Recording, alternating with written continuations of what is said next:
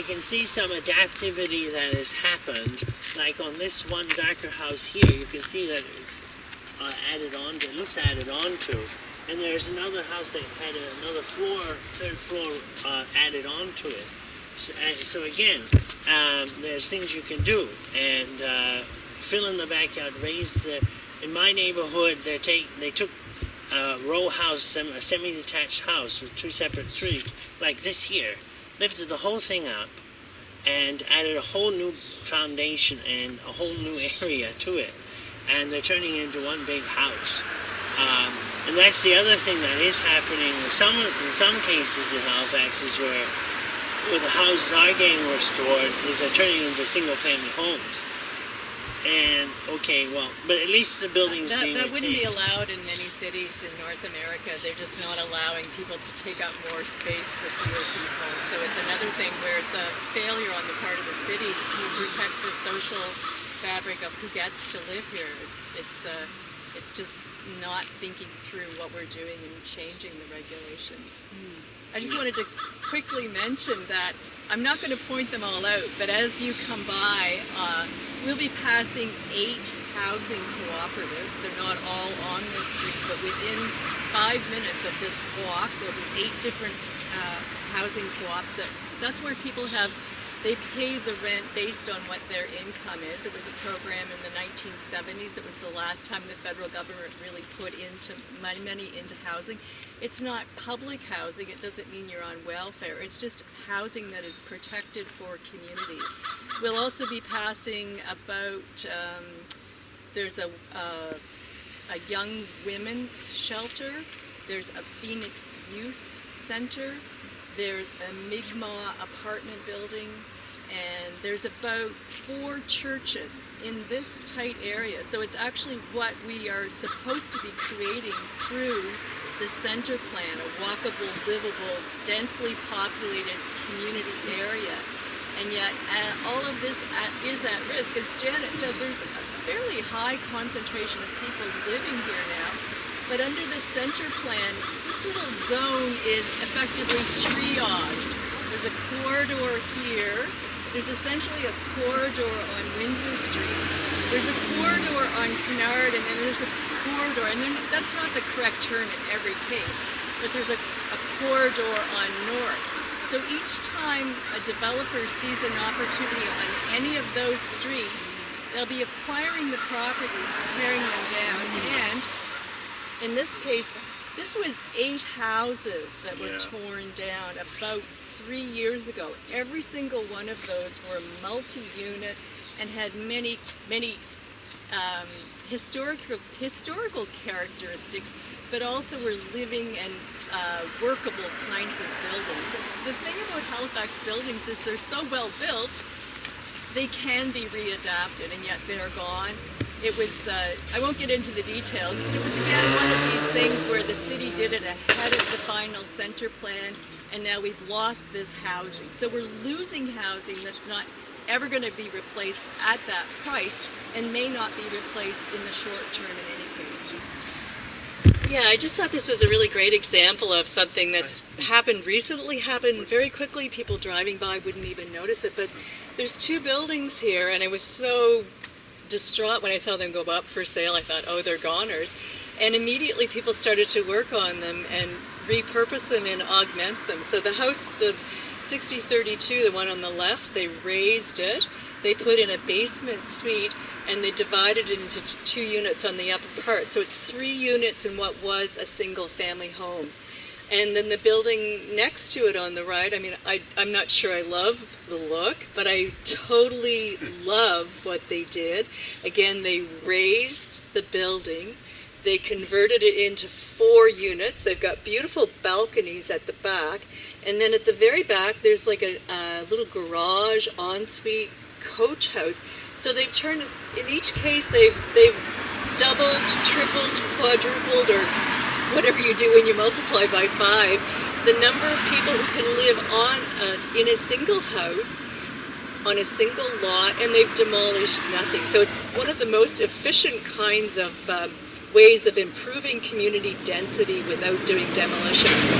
Again, if you just look behind you and you can contrast that with the 8 houses that were all multi-unit buildings that are all stolen from our community. We'll just return down to Robie Street now and continue along, and I'll get you to stop at the corner and we'll just talk there a little bit as well. Thank you. And also, you should note that they use on the foundations of these Neighbourhood, which is a concrete building system, which makes it fast. Literally, within 2 weeks, you can have a full house built. And it's a building system. I use it at home, and for foundations, it's great. So it's good to see that they did that. What we're entering here is called the Wood-Dill Division. And in Victorian times, this is where you're getting into industry, because where they build the cars are, where the cars are is where 2 large factories for making shingles and wood moldings, and it spurred a whole industry of housing for the workers. They were enormous factories. And it was by the Wood-Dill family. So you had that side, and actually going up into where Wood-Dill Street and Agricola is, they owned all of that as open fields for the factories. And they started building the houses for the workers. So you see that, and that's why this is here like this. And then we also have, that's just up there is the Garish Lane, which was the front entryway for the carts to get in and out. For the factory, and then at the top by the church, the other side was the Wood-Dill main mansion house where they actually lived. So again, it's about living where you work. So all these concepts that the center plan want to do, it's not new. If we just kept what we have, we'd be doing just good with it. So we want to live like Victorians with iPhones, so yeah. So I'll give you Peggy. Yeah, I'll just talk a little bit about some of the changes that have happened here in the past 20 years. So I don't know how many local Haligonians there are here, but on the corner here there was an Irving gas station, and then it closed down.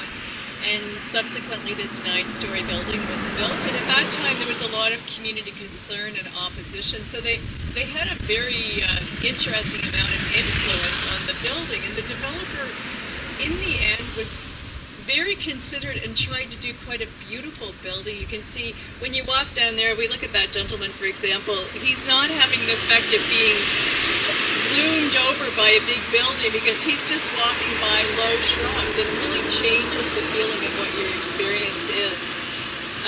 It has a nice rounded corner. It's kind of not as hard-edged as what we're seeing with many of the buildings, where we have street fronts of buildings cutting right up to the concrete. There's all kinds of reasons why, from an environmental perspective, that's a very bad route to go. We're getting more heat island effect. We have less place for snow to be melting or rain to be draining. It's it's unimaginable that that's kind of what we're going for, that look. Just on this side street here, to show that the demolitions are historic and ongoing, when I first moved to Halifax to do my master's in the early 90s, there was quite a coming together amongst community members, because O'Regan's had purchased the laundry that was there, Canada Laundry. They tore it down, and then they proceeded to tear down 8 Victorian row houses, which were, again, all multi-unit, small-scale, affordable housing. So those 8 houses have never been replaced. Again, it's a theft from the public good. And you can look on this first house on West Street, and you can see that they've increased that. It's another example of where they've augmented something. We see there's an empty lot here where there could be a house added in. And then because we're supposed to be moving to walkable cities, and really in our minds we're encouraging everyone to be on a bike, take a bus, it's really questionable why the center plan or the city hasn't done anything about incentivizing development on existing empty lots, such as car dealerships. It's really questionable why in 2020, especially if you go, when you return, if you walk down the other side of the street and just have this sense of this lineup of trucks. I mean, we all shop online. We could pick our color online. They could have one truck.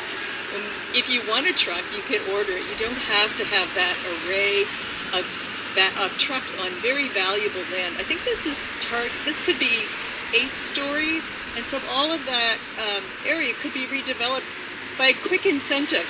In Montreal, they recognized maybe in the 1990s they had too many surface parking lots, so they implemented a property tax that had a higher rate on empty lots, and immediately those areas started to get redeveloped. That leads me to another point which we haven't made or haven't discussed, and that is that the city and the federal government have acres and acres and acres of available land in the city that could be being redeveloped. The Cogswell interchange could be 16 acres where the city and the federal government and the province have a response to our emergency affordable housing crisis, much like they did in the Hydrostone. The Hydrostone was developed in response to emergency need for public housing. We could do the same thing with the Cogswell. And instead, unless we speak up, it's slowly being hived off and sold to various developers. And there might be a component for affordable housing, but really much like Africville, it's an opportunity for a reparation, because that one slum clearance destroyed 2,600 buildings. Those weren't all family buildings, but it was the disruption and the vaporization, effectively, of a community that was small-scale, mixed-use, and very, very diverse. Treat that O'Regan's dealership, the city just has this history like the convention centers downtown, giving away the street. You know, so they just gave this to O'Regan's, and you don't even know. It's the little garish lane that I was saying was the way the carriages would get out of the factory. And so we have an actual street lane here, and then, disappears. And we have that downtown now twice, with the old convention center and with the new one as well, just giving it away. And again, it's breaking up the historic street grid. So now you're getting more gridlock in areas because they're doing that. It's not a good thing to do at all. But we seem to be 30 years behind everybody else when it comes to planning. And I call it that again because of the loss of human factor in the planning department.